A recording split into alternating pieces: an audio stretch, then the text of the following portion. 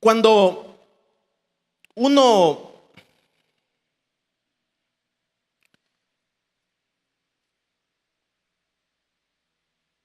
hay un grupo de personas acá en la sociedad que se dedican a estudiar los comportamientos del ser humano. A esto se le llaman antropólogos, la biología, la psicología.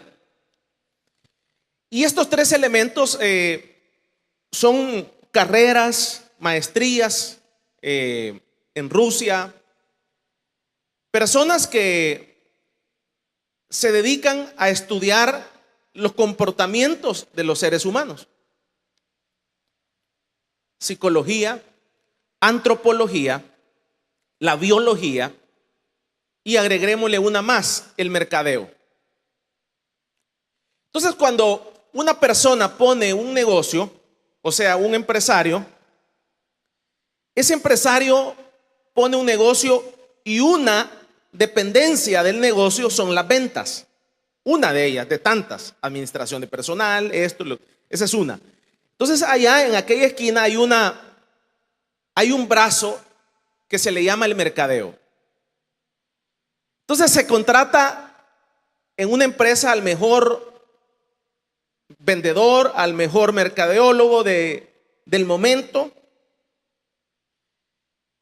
Y entre mejor es el mercadeólogo, mejores van a ser los resultados para la empresa.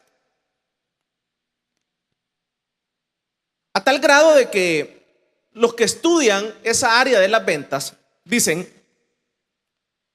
empiezan a usar frases, precios. Por ejemplo, para que usted tenga una idea, en los supermercados, en todos los supermercados, qué raro, en todos los supermercados, todo lo que va, las góndolas donde están los lugares, ya está prediseñado la forma en donde van a estar los huevos, en donde va a estar tal área. Y me decía uno de ellos, que es incaísta, que uno de los puestos más caros dentro del supermercado son los puestos que están de frente, así, a la vista del ojo. Porque el supermercado le alquila a usted a dónde va a poner su producto, al empresario. Y después que le alquila, entonces le alquila abajo, arriba, a un lado, a este lado. Pero lo más caro me dice que son los que están a la vista del ojo.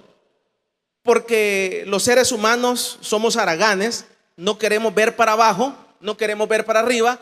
Entonces viene el supermercado y ese que está enfrente vale más, vale el triple del que está abajo. Cuando usted va al supermercado y se agacha y empieza a buscarlo aquí abajo. Entonces todo eso se hace porque llegan a conocer cómo actuamos los seres humanos. Nos ponen, por ejemplo, 3 productos para que terminemos en uno. Y todo lo que usted sin querer queriendo cae. Y dice, ahora no voy a comprar en el supermercado, y cae a comprar. Los precios, usted ve, 99.99. Oferta al 2x1. Y todo ese tipo de situaciones es porque hay un estudio de los seres humanos en donde nos llevan a ese consumismo. Ahora, todo esto debe de entenderlo uno, de que hay cosas que ya están predeterminadas, cómo los seres humanos vamos a actuar. Por ejemplo, cada rama estudia una diferente situación. Por ejemplo, por ejemplo, si se estudia al hijo y al padre, para que lo entendamos así, el hijo y el padre, hijo y padre. Entonces la biología estudia al hijo. Entonces ya la humanidad y la biología llegó a la conclusión que todos los hijos del mundo, todos, a excepción de algún maniático, todos quieren la independencia de sus padres. Todos es todos. Entonces no existe sobre la faz de la tierra un hijo que no quiera ser independiente de sus padres. Eso ya es así. Entonces nuestros jóvenes Entonces es una actitud que ese niño que usted ha criado, tarde o temprano, va a ser independiente, quiere ser independiente, y eso se marca más a tal grado que en algún momento de su vida se va de su casa, no quiere saber nada de usted, aunque usted haya sido amoroso con él, le haya dado el mejor estudio, esto y todo lo que usted sembró en él, pero no consiste tanto en que usted fue un mal padre, porque a veces yo he tenido la experiencia de buenos padres que les han dado buena universidad, bueno esto, y me dicen llorando: mira, yo hice todo por mis hijos, hasta les di herencia y el tipo no me habla, el tipo no me llama, el tipo esto, otro. Pero es ahí donde uno tiene que entender de que no es que fue mal padre, sino que es un comportamiento natural de los seres humanos, natural. La biología, estudie biología y la biología le va a definir eso, no lo espiritualice. Es natural que el hijo actúe de esa forma. Entonces le trato de comunicar todo esto para que usted pueda entender lo que vamos a ver a través de este salmo. Entonces usted pone 9.50 y usted ya sabe que la persona, aunque no ande dinero, va a comprarlo. Entonces la mayoría de cosas ya está predeterminado, o sea, predeterminado la forma en que los seres humanos actuamos. Entonces los mercadeólogos son expertos en esa área. Son expertos en esa área. Son los mejores en esa área. Entonces yo he tenido la experiencia de, por ejemplo, de conocer de los mejores incaístas, con eso le digo todo. Y cuando yo hablo con ellos me asusta todo lo que saben de uno, de todo, cómo pueden hacer que uno tome una decisión sin quererla tomar.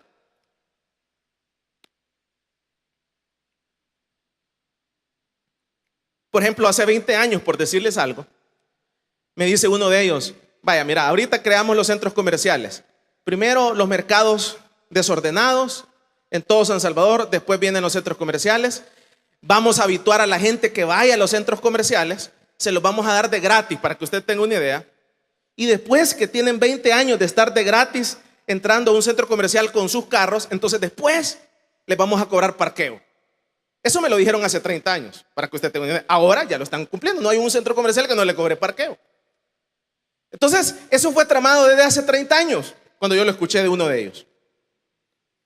Entonces ahora usted paga un centro comercial y es como que nada, un parqueo, pero ya está planificado. Entonces la gente dentro de 20 años no va a poner resistencia porque tenemos 20 años de estarles dando el parqueo gratis, me dijo uno de ellos.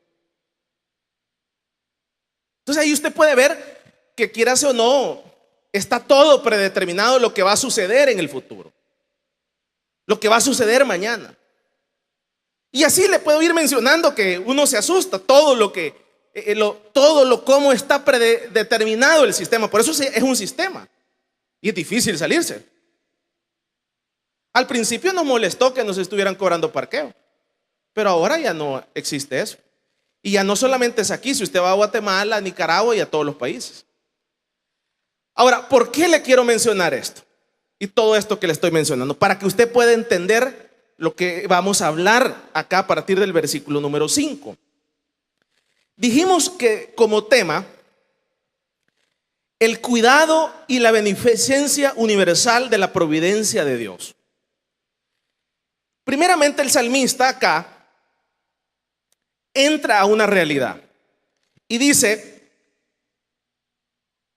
hemos estado hablando acerca cómo se origina el mal en los seres humanos, y ahora le da una vuelta y hace un apartado y empieza a meditar acerca de las perfecciones de la naturaleza de Dios.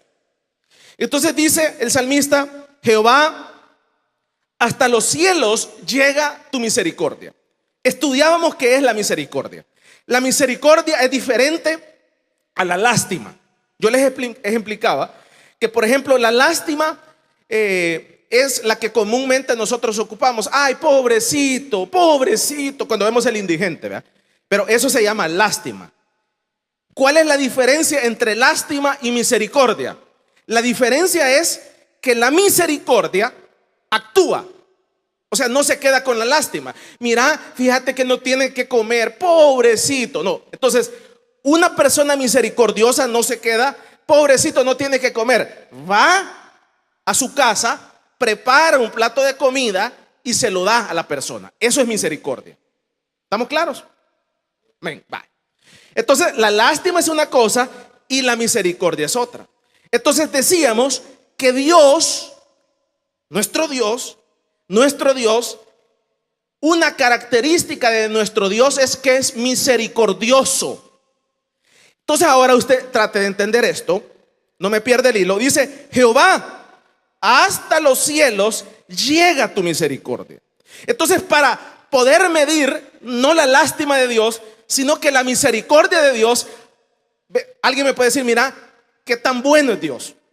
Si usted me pregunta, mire, ¿qué tan bueno es Dios? Lee el Salmo capítulo número 36 y el versículo número 5, que dice el salmista: Jehová, hasta los cielos llega tu misericordia. ¿Qué significa? Que si ponemos una medida de 1 metro para que podamos entenderlo, entonces, ¿cuánto es la misericordia de Dios? 1 metro, 2 metros, 3 metros, 4 metros. No, entonces dice el salmista: medila desde el piso hasta ¿dónde? Hasta los cielos.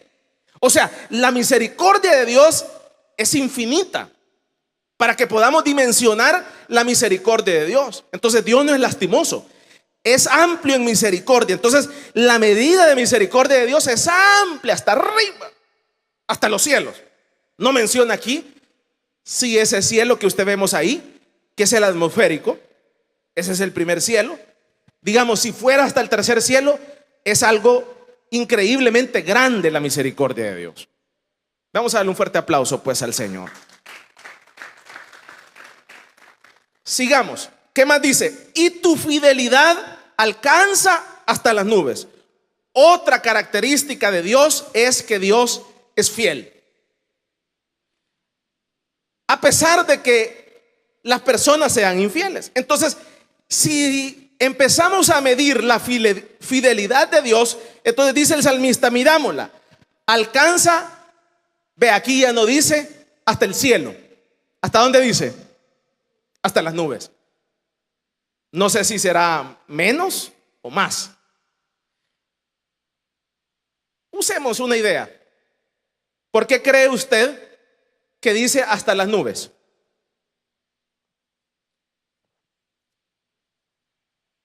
Usemos el pensamiento.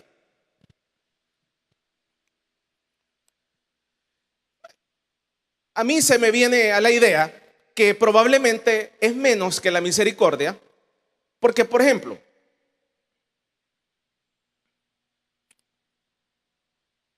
usemos un ejemplo de un matrimonio, entendámoslo así. En el matrimonio se espera que haya fidelidad de ambos. Pero supongamos que uno de los cónyuges es infiel, lo puede perdonar, dice la Biblia. Y lo puede perdonar 2 veces. Y lo puede perdonar 3 veces. Y lo puede perdonar 4 veces. Está bien. Pero también es limitado. Porque a veces uno depende las personalidades de la persona, de los caracteres de la persona. Porque si voy a perdonar, pero voy a estarle sacando los trapos al sol, si voy a perdonar y no le voy a dar vuelta a la hoja y voy a estar señalando, se vuelve difícil para el que perdonó como para el otro que fue el agresor. Entonces, la fidelidad tal vez, vaya, imagínense, Dios es amplio en misericordia. Nos da de comer, nos protege, nos manda ángeles, hemos estado estudiándolo, es acá. Usted ve todo lo que hizo el pueblo de Israel, lo sacó de una esclavitud de más de 400 años, esto, otro, le da el maná. Pero usted ve el pueblo de Israel, ¿qué hizo? Estaba pensando en el pasado, como decía el pastor a las 10 de la mañana, estaba pensando en el pasado. Entonces Dios se cansa. Entonces la fidelidad ya es menos, ya, o sea, es amplia, pero no tan amplia, porque Él espera lo mismo. El problema es que nosotros no somos tan fieles. Entonces, por esa razón, usemos esa idea, es menos que la misericordia. Vamos a darle un segundo aplauso al Señor esta tarde. Vamos, dice el versículo número 6, tu justicia es como los montes de Dios. Otra característica de Dios es que Dios es justo. Entonces, ¿cómo podemos medir esta justicia de Dios? Entonces, esta justicia, la justicia del Señor, acá se expresa nos da como para que podamos entender la medida, para que los entendamos así. Y entonces la ejemplifica que es como un monte. Y es como los montes de Dios, como los montes del Señor. Entonces, de esa forma es la justicia de Dios, sólida, sin intervenciones de nadie. O sea, nadie puede influir en la justicia de Dios. O sea que no puede, por ejemplo, usted ve la justicia acá, terrenal, en todos lados, es una justicia, se dice que muerde al descalzo. Y a lo largo de los años, eso es así. La justicia muerde al más débil. En nuestros países y en la mayoría de países es así. Muerde, como dicen, al chucho más flaco se le pegan las pulgas, ¿verdad? Al más débil es al que le ponen más años. Por ejemplo, acá y en toda Latinoamérica, si una persona no tiene un buen abogado que lo defienda y que hable y que vaya a decir, mire, eso no es así, sin querer queriendo le pueden trabar unos 200 años. Así solo porque usted iba pasando. Y todos los que han enfrentado una injusticia saben que esto no es hipotético, es real. Entonces, ¿qué le quiero decir con eso? Entonces, esa es la justicia terrenal. Esa es la justicia terrenal. Entonces, cuando uno ve a una persona que ha sido condenada, uno puede humanamente aplaudir, pero lo serio es cuando a nosotros no la estén aplicando, porque no hay una justicia correcta. Vea. Cuando a pesar de que en la justicia terrenal se trata de agotar todos los elementos para que la persona no se vaya a condenar a alguien inocente. Pero a pesar de eso, usted ve cómo la justicia terrenal deja mucho que desear en todos los países. Entonces, la justicia de Dios, ¿cómo la ejemplificamos? Dice que es como un monte de Dios, sólida. No va a llegar alguien a sobornarlo. No va a llegar alguien a decirle a Dios, mira, fíjate que este es culpable, pero como es siervo tuyo, declarémoslo inocente. ¿Me estoy dando a entender? ¿A dónde vemos eso? En el caso de David. David, dice la Biblia, que era conforme al corazón de ¿quién? De Dios. Pero a pesar de que era conforme al corazón de Dios, usted ve cómo los jueces que habían ahí, porque David habían jueces, habían magistrados, era un rey, había corte. Y usted se recuerda el caso de Salomón, ¿se recuerda? Que él le impartía justicia. En el caso de David era lo mismo, habían personas que sojuzgaban cuando mataban una gallina, cuando mataban a alguien, todo eso, pues. Y entonces los jueces que habían ahí, miren, como era el rey, calladito. Nadie decía nada. Nadie sabía lo que había hecho. ¿Pero qué sucedió? Pero hubo alguien que sí sabía lo que había hecho. ¿Y qué era lo que había hecho David? ¿Qué era lo que había hecho David? Primero, había planificado el homicidio de un soldado de él. No, vámonos más atrás, ¿verdad? Primero, había adulterado. Nadie sabía. Después que había adulterado, había mandado a traer a esa mujer, se había acostado con ella. Vea. Después, no solamente eso, sino que queda embarazada. y si no estoy mal o no recuerdo, ustedes lo corrigen en la Biblia, había abortado un hijo, si no estoy mal así, ¿verdad? Mandó a matar un hijo cuando se dio cuenta que estaba embarazada. Pero lo que le quiero mencionar es que habían habido un montón de injusticias, de muertes, o sea, un homicida.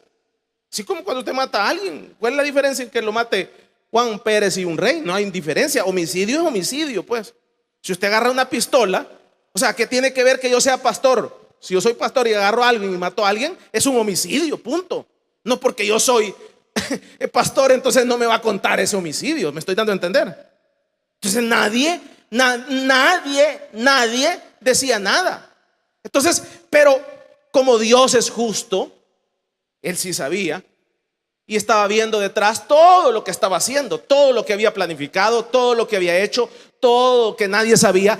Pero como la justicia de Dios es como los montes, sólida, que nadie la puede influir, entonces viene el Señor y habla con Samuel y le manda un profeta y le dice: mira, anda a decirle al rey, y se lo va a ejemplificar así. Y usted conoce la historia, cómo le ejemplifica. Y vos, ¿qué hubieras hecho si le hubieran quitado la ovejita? No, ese es digno de muerte. Ah, ese sos vos. Porque has sido el hombre de Dios, has sido el siervo de Dios, te voy a dar a escoger. ¿Querés caer en las manos de Dios o querés caer en las manos del diablo? No, Señor, yo quiero caer en tus manos porque yo sé que sos misericordioso. Entonces ahí usted puede ver de algo que nadie sabía, la justicia de Dios, que nada se va a quedar sin paga. Todo Dios lo conoce, todo Dios lo sabe, todo Dios está al pendiente. Él sabe, conoce cada una de las situaciones. Entonces uno no puede engañar a Dios y decir: mire, esto pasa, esto no pasa. A Él no le... Imagínense si David hubiera ido, lo hubieran enviado a un tribunal de justicia por haber matado a Urías. ¿Qué hubiera pasado? No lo hubieran condenado. ¿Por qué no lo hubieran condenado? Porque no era el rey, pues.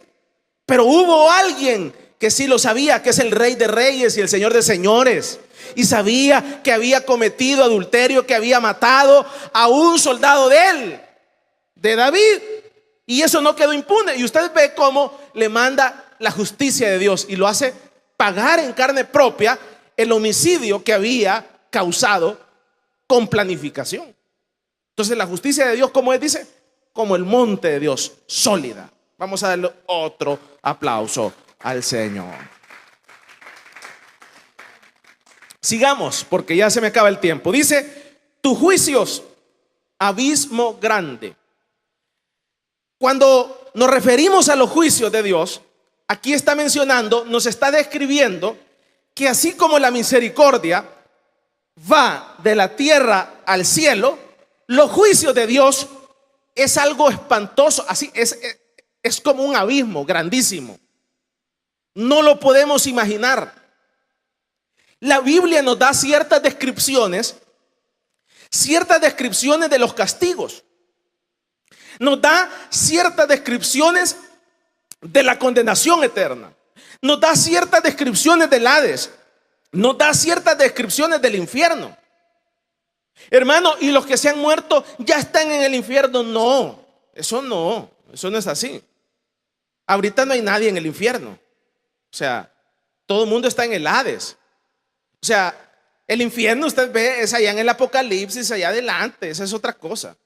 ¿Y el diablo está en el infierno? No, el diablo está suelto, está en el aire. En el aire dice que tiene su castillo, la Biblia. O sea que el diablo no está en el infierno. No, el diablo no está en el infierno ahorita. Anda libre, anda paseando en toda la tierra. Entonces cuando uno tiene claro todas estas cosas, va como armando el rompecabezas. Entonces el diablo no está en el infierno, el diablo está suelto, anda libre, todos sus demonios están libres. Y si usted ve allá en el libro de Job, el diablo está tan libre, ¿qué dice? Está tan libre que va al tercer cielo, a la presencia del Dios. O sea que no está preso. ¿A dónde fue cuando vio a Job? Entonces, si el diablo estuviera en el infierno, no podría haber ido a la presencia de Dios. Es algo lógico. Entonces, ahora, en la Biblia dice que el diablo, el falso profeta, el anticristo va a ser castigado y va a ser echado al lago de fuego, al infierno. Pero eso es allá adelante. Usted y yo lo hemos estudiado acá durante todo este tiempo con el pastor general. Entonces, ¿qué dice? Tus juicios. Entonces, los juicios del diablo van a tener una, allá en el Apocalipsis. Los de los seres humanos son otros. Y cada categoría de la gente, cada uno va a enfrentar un tribunal. Cada uno de los que estamos acá va a enfrentar un tribunal distinto. Entonces, ¿qué significa? El diablo le van a poner su tribunal. A nosotros, al otro, y así sucesivamente. Entonces acá nos da a entender de que no viemos que así como la misericordia de Dios es grande, también los juicios son espantosos de grandes.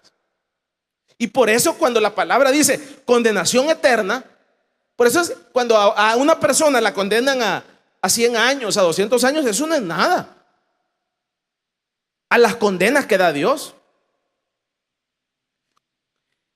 En la Biblia encontramos parte de las condenas que da Dios. Dice que son eternas.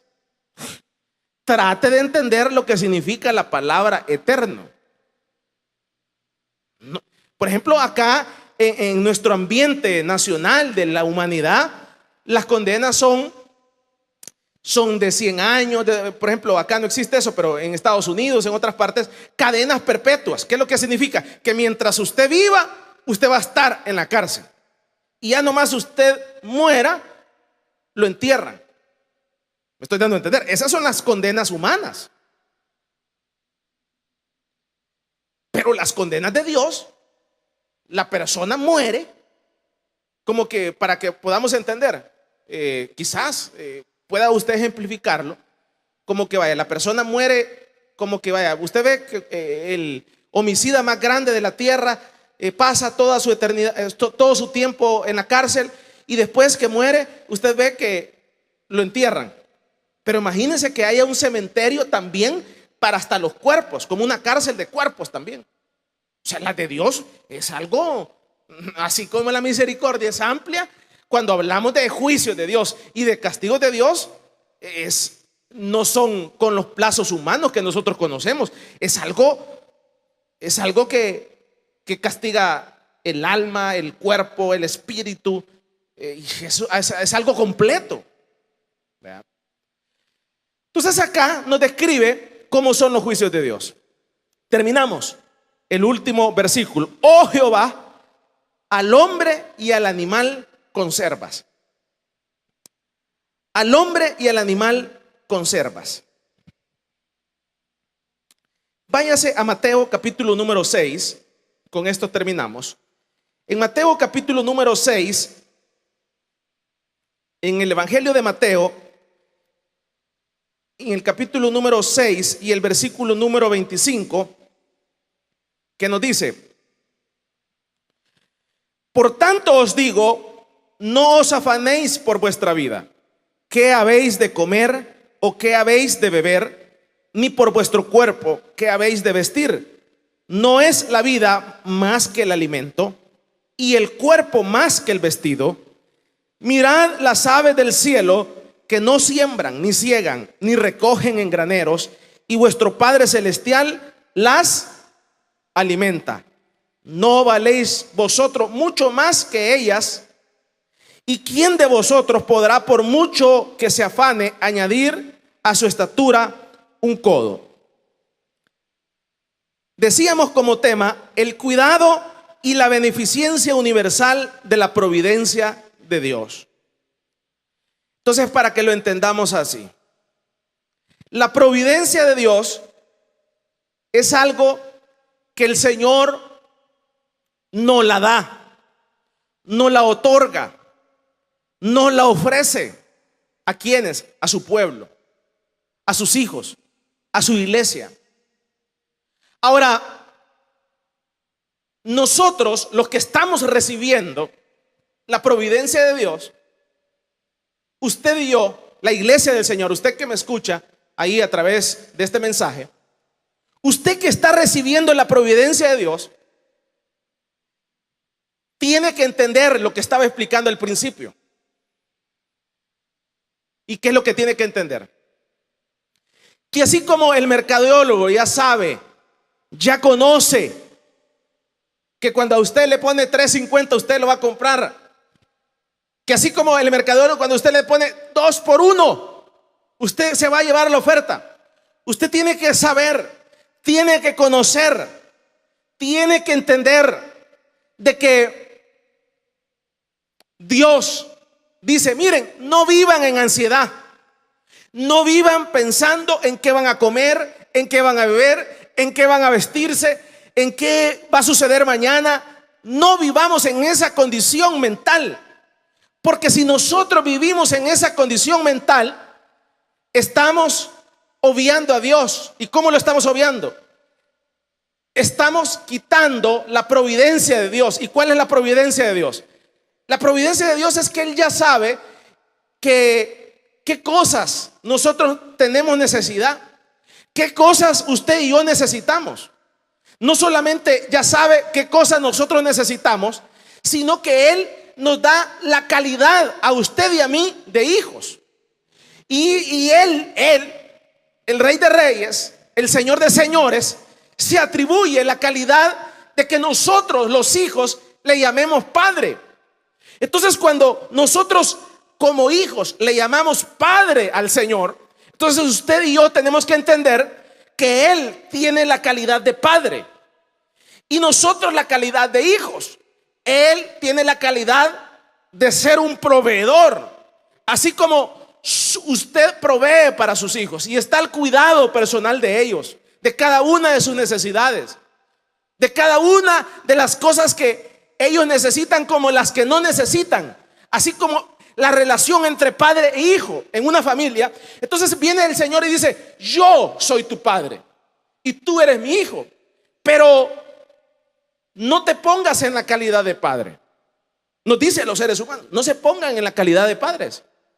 Y cuando uno se pone en la calidad de padre es cuando yo entro en ansiedad, cuando yo empiezo a pensar qué va a suceder mañana, cómo voy a hacer para vestirme, cómo voy a hacer para comer, cómo voy a hacer para alcanzar esta situación y esta otra situación, cómo voy a hacer esto.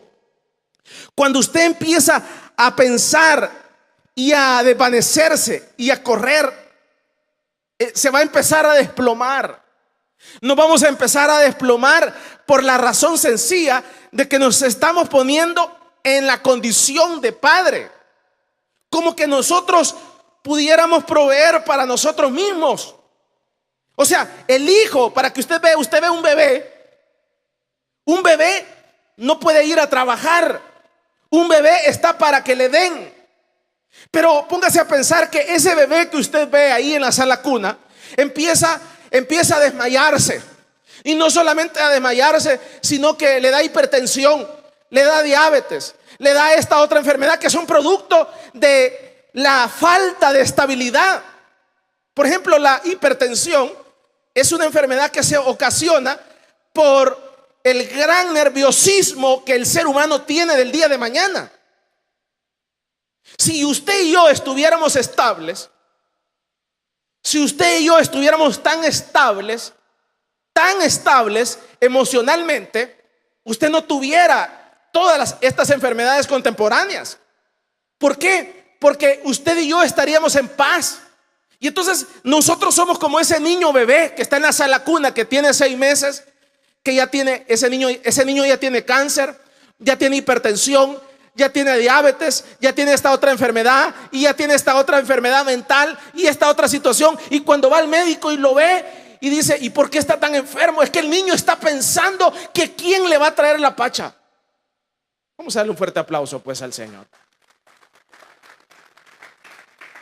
¿Me estoy dando a entender? Entonces usted es el tata. Dice la Biblia que nosotros no somos padres. Usted es padre de sus hijos biológicos. ¿O usted es el papá de Dios? No sé. Por eso le digo, ¿qué calidad tenemos nosotros? De hijos. Y Él tiene la calidad de padre. Entonces yo les estaba ejemplificando, es como que ese bebé ya está enfermo. Mire todos nosotros cómo estamos de enfermos. ¿Y por qué cree que estamos tan enfermos? Porque mentalmente estamos ansiosos por el mañana, que no tenemos trabajo, que no tenemos esta otra situación, esta otra cosa, nos hace falta esto, nos hace falta esto otro, no tengo para pagar el recibo, no tengo para esto otro. Estamos muriéndonos, estamos pudriéndonos por dentro. ¿Y por qué?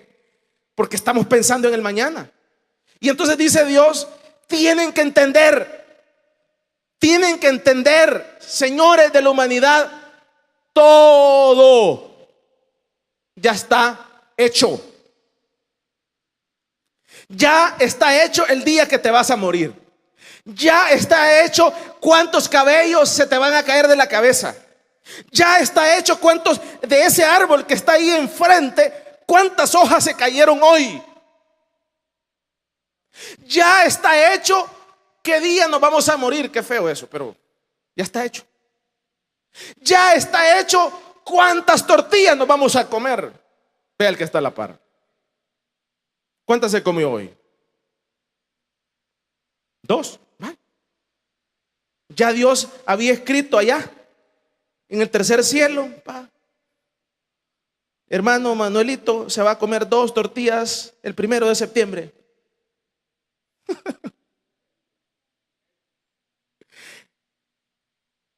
Ya estaba escrito. Así como, por eso le estaba explicando para que lo entiendan, para que lo entendamos, porque cuesta entenderlo. Que así como el mercadólogo pone la oferta de 2 por 1, él ya sabe que usted lo va a comprar tarde o temprano. Ya sabe. Por eso les estaba explicando el problema de los centros comerciales. De hace 20 años los hicieron gratis para que todos, entonces por eso ahí pusieron todos los bancos.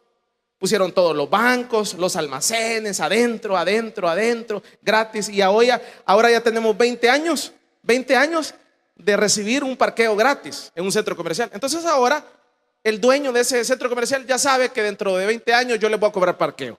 Ya sabe que usted va a llegar y solo la primera semana a usted le va a doler sacar los 50 centavos, pero después él ya conoce que usted no va a oponer oposición, porque ¿y qué va a hacer? ¿Y qué va a hacer? ¿Va a ir al banco que está dentro del mercado a sacar $1,000 para que todo el mundo lo vea y lo asalten? No, entonces usted ya sabe, el dueño del centro comercial, que usted va a topar en buen salvadoreño a pagar los 50 centavos. Ya sabe. Entonces Dios ya sabe. Aquí no está usted ante un antropólogo humano, ante un mercadólogo humano. Aquí usted no está ante un psicólogo humano. Aquí usted está ante el Rey de Reyes y el Señor de Señores.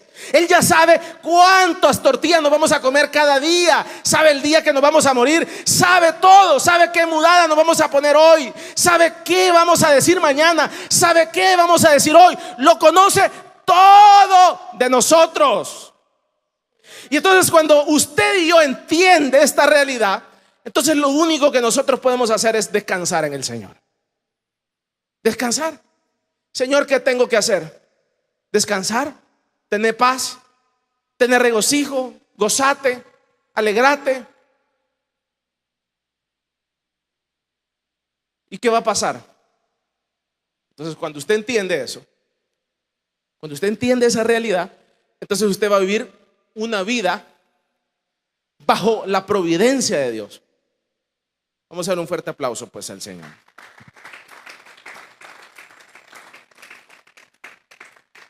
Decíamos como tema la beneficencia universal de la providencia de Dios. Entonces, esta providencia de Dios es para los malos también. Vea, el sol de hoy salió para los asaltantes y salió también para nosotros. Es para todos, es universal. Pero hay ciertas cosas que el pueblo del Señor y los hijos de Dios ya es algo más exclusivo. Por ejemplo, el caso de ellos no son hijos. El asaltante no es hijo. ¿Qué es? ¿Un asaltante qué es? Es criatura. Alguien que no está dentro de la iglesia, ¿qué es? No es hijo. Es criatura, creada a la imagen y semejanza de Dios. Sí, toma del agua de Dios, usa los ríos de Dios, usa el sol de Dios, usa todo la providencia de Dios, pero no es hijo. Pero usted y yo dice que tenemos la calidad de hijo. Entonces, cuando entendemos esta realidad, usted y yo se nos va a bajar la presión arterial, porque usted va a vivir pleno y en paz. Lo dice el salmo que nos tocaba ahora, no lo digo yo. Vamos a vivir en paz. Se le va a bajar el azúcar, se le va a bajar la hipertensión, se nos va a bajar el carácter. Vea el que está a la par. Ya no va a ser tan cara de guardia, dígale. ¿Y por qué andamos bravos? Porque no tenemos trabajo, porque no tenemos ingresos, porque no tenemos que comer, porque no tenemos que vamos a cenar. Pero si Dios ya sabe todo. Entonces, cuando nosotros entendemos esta dependencia, providencia de Dios, entonces nuestra vida va a ser más light, más tranquila, pues. Pero nosotros mismos la arruinamos cuando entramos en la ansiedad del mañana, en la ansiedad de qué vamos a vestir, en la ansiedad de que no tengo trabajo, en la ansiedad del futuro. Por ejemplo, hay un grupo de personas que yo los admiro mucho a ellos. Y son, les llaman los nómadas digitales. Ellos siempre han existido, pero hoy, después de la pandemia, se hicieron más, fue como más real esto, los conocimos más.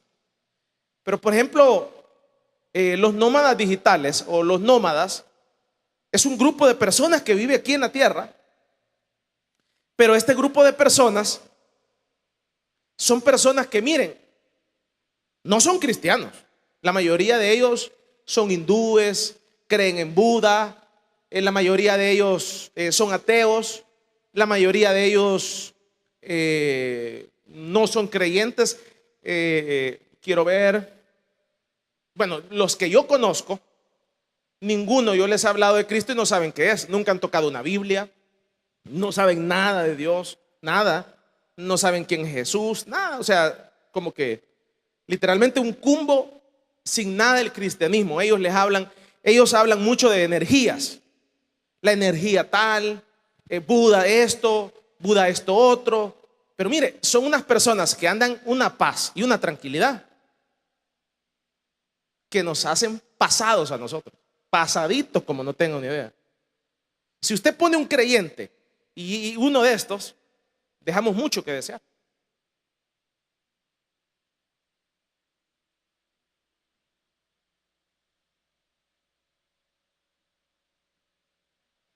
Hay uno de ellos, me dice, llevo 3 años viajando, 3 años sin parar. Imagínense, 3 años conociendo el mundo, todo el mundo. Imagínense, 3 años. Dejó su trabajo en Inglaterra. Dejó su trabajo. Trabajaba, ganaba $3,000. Dejó su trabajo. Se dio cuenta de esto que le estoy diciendo. Dejó su trabajo. Él renunció. No, nadie me echó mes. Yo renuncié a mi trabajo. Me cansé del sistema. Renuncié. Ganando 3,000 euros. Sí, pero no me importa. Ya me cansé. Renuncié. Después agarré para Latinoamérica y ahorita me dice, llevo 3 años. Eso fue en el 2021 que yo lo conocí. ¿Cuánto va? 22, 23, 24. 3 años parados. Sin haber trabajado 3 años. Y me dice, y se ríe. Me dice, mira, he comido durante los 3 años. Mira, tengo comida. He comido. No solamente, y he comido bien. Súper bien. No solamente eso, sino que me he vestido, no ando desnudo. ¿Está entendiendo lo que le estoy diciendo? ¿Está entendiendo? Entiéndalo, porque si usted lo logra entender, va a lograr entrar a la paz que Dios quiere que vivamos. Entonces, he comido, he dormido, esto, lo otro, acá. ¿Y cuáles han sido las mejores noches para ti? Le pregunto yo, porque los admiro tanto. Porque tienen un valor que ningún creyente tiene de hacer. Mírame, Dios. Por ejemplo, si vos agarrás de aquí para Chile, me dice, vas en el camino, vas en el bus, ahí arriba del bus te subís y decís que sos extranjero y querés un dinerito para comer, sobra la gente para que te den comida, te van a dar dinero. Donde llegás, si lográs recolectar algo, pagas un hospedaje. Si no, me dice, duermo en un sofá. Le pido, duermo en una gasolinera, en un sofá. Un día duermo en un hotel, si hay. Otro día, si no hay, duermo en un hostel. Si hay. ¿Y cómo haces con el taxi? ¿Pagas taxi? Mira, al principio cuando tenía dinero sí pagaba Uber. Ahora mira, anda unos rotulitos. Así, mire, unos rotulitos así bien bonitos. ¿Verdad? Pues sí, como es inglés, ¿verdad? Y usted lo ve allá en Brasil, en la calle, con el rotulito, dame ray. Y le hace así, mire. ¡Pum! Se para una Land Cruiser. Hey, subite, loco, ¿para dónde vas? Subite. Y así sucesivamente he pasado 3 años tranquilo. En algunos momentos llego a ciertos países y la misma gente, por ejemplo, vino acá a El Salvador y me dice, lo pusieron a hacer pupusas. Aprendió a hacer pupusas, estuvo trabajando en una pupusería, le pagaban, vivió como 6 meses acá, se fue y así. Y no ha dejado de comer, no ha dejado de vivir. Ahora, si a usted se pone en otro plano y usted me dice, sí, pero no tiene casa, pero ya esa es otra cosa. Ya usted no tiene carro, sí, pero ya esos son los valores suyos, terrenales, que para usted un carro es un montón de cosas, pero alguien que vive de la providencia de Dios va pasándolo.